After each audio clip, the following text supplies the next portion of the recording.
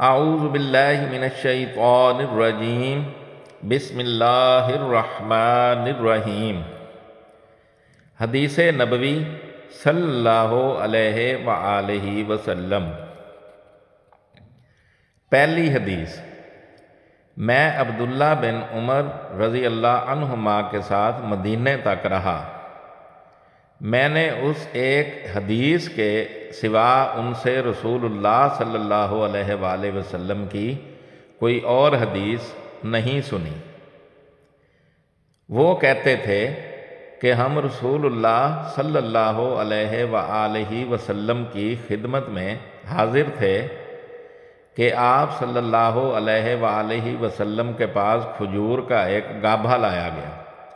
اسے دیکھ کر آپ نے فرمایا کہ درختوں میں ایک درخت ایسا ہے، اس کی مثال مسلمان کی طرح ہے۔ ابن عمر رضی اللہ عنہما کہتے ہیں کہ یہ سن کر میں نے ارادہ کیا کہ عرض کروں کہ وہ درخت کھجور کا ہے، مگر چونکہ میں سب میں چھوٹا تھا اس لیے خاموش رہا۔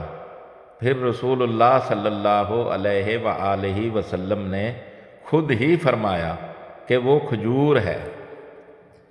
یہ حدیث صحیح بخاری سے لی گئی ہے اور اس کا نمبر ہے 72۔ دوسری حدیث، رسول اللہ صلی اللہ علیہ وآلہ وسلم کا ارشاد ہے کہ حسد صرف دو باتوں میں جائز ہے۔ ایک تو اس شخص کے بارے میں جسے اللہ نے دولت دی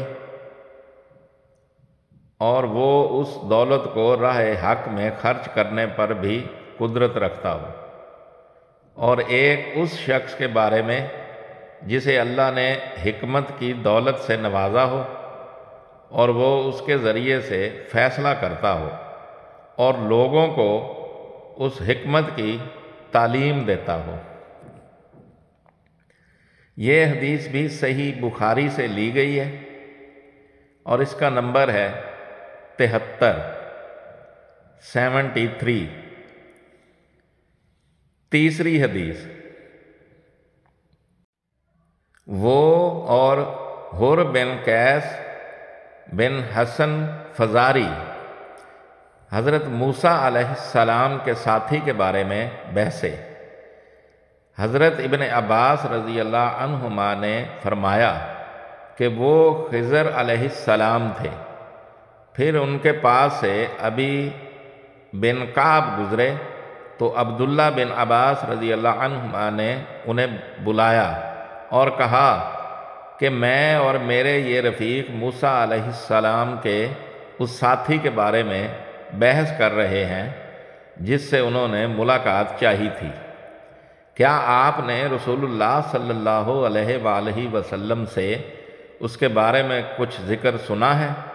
انہوں نے کہا، ہاں میں نے رسول اللہ صلی اللہ علیہ وآلہ وسلم کو یہ فرماتے ہوئے سنا ہے، ایک دن حضرت موسیٰ علیہ السلام بنی اسرائیل کی ایک جماعت میں بیٹھے ہوئے تھے کہ اتنے میں ایک شخص آیا اور اس نے آپ سے پوچھا، کیا آپ جانتے ہیں کہ دنیا میں کوئی آپ سے بھی بڑھ کر عالم موجود ہے؟